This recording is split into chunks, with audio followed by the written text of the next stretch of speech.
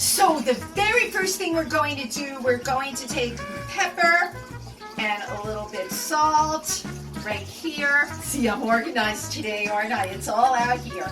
And then the recipe calls for dredging the chicken with flour. Now, you know what? I thought a lot about that word dredge. I really don't know what it means. I don't know what they mean by the word dredge. I'm just assuming you should sprinkle the flour over it like this, right? Just give it like a light coating.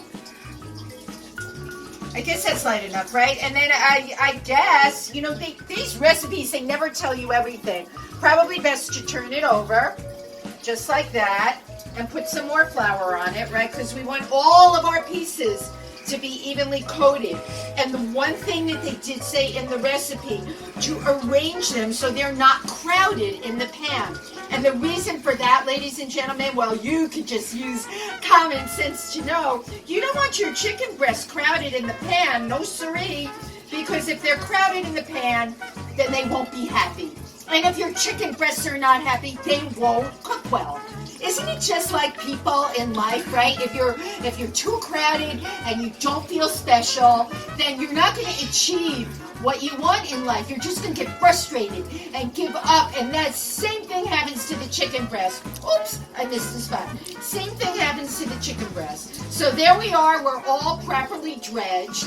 And the next thing I'm going to do, this is such an easy recipe, but you know me, I'm easy.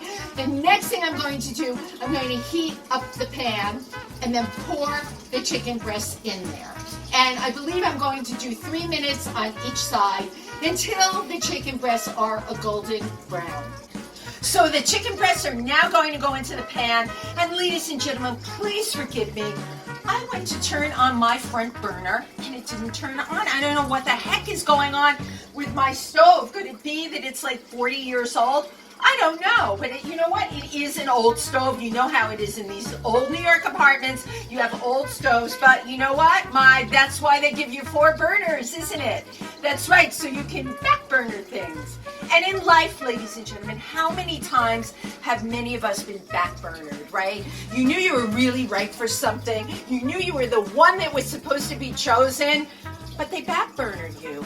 Maybe it was for an audition or a promotion, an audition where you end up being the understudy, or a promotion where someone else gets put ahead of you that shouldn't have. But you know what we say?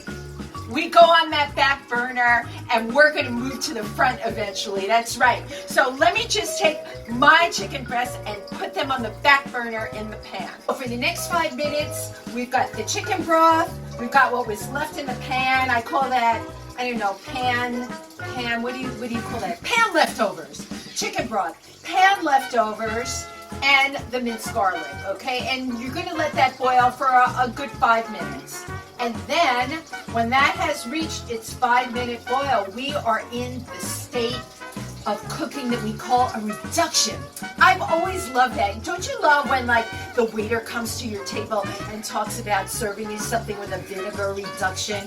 I always found it so pretentious until I looked up and saw exactly what it meant. So basically, this sauce is going to go reduced down, become a little bit more condensed, and I'm going to be adding in 3 tablespoons of butter, the juice of 1 lemon.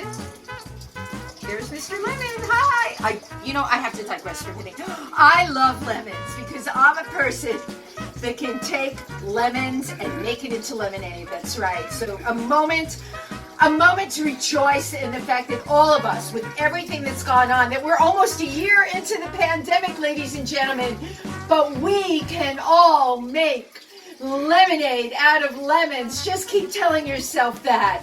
Okay, so this is going to go into my sauce, and last but not least, the capers. Okay, and that's about 2 tablespoons of capers right there. So, without further ado, I think next up I am going to put in the lemon.